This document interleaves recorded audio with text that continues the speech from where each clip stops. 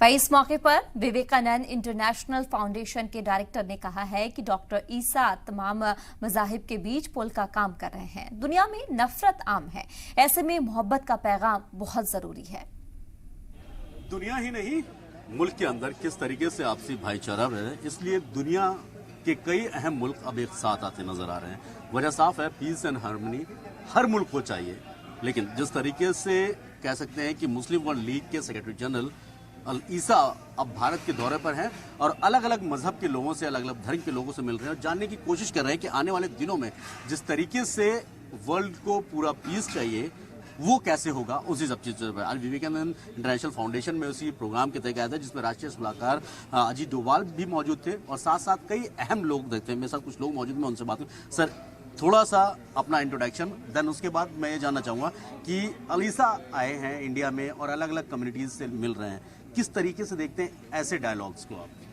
मेरा नाम है अरविंद गुप्ता, मैं डायरेक्टर हूँ विवेकानंद इंटरनेशनल फाउंडेशन का। डॉक्टर ईसा का भारत आना और उनका जो अलग अलग कम्युनिटीज़ हैं, जिसमें कि धर्मगुरु भी शामिल हैं और सभी फेथ्स के रिलीजन शामिल हैं, वो इनका एक प्रयास है कि एक संवाद किया जाए और जो विभिन्न फेथ हैं, धर्म हैं, उनके बीच में एक पुल बनाने की कोशिश की जाए। तो वो ये अपने उनके शब्दों में बोला जाए तो वो कह रहे हैं हम एक ब्रिज बिल्डिंग एक्सरसाइज पे हैं।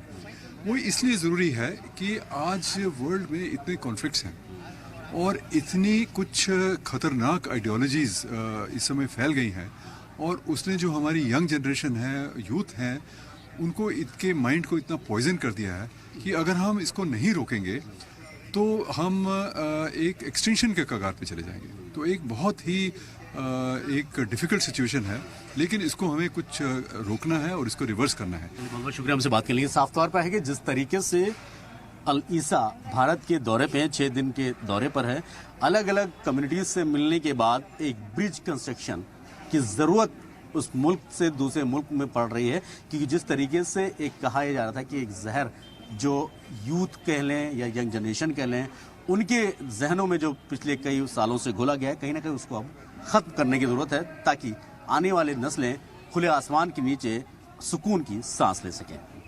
सैयद मुबशर, जी मीडिया, दिल्ली।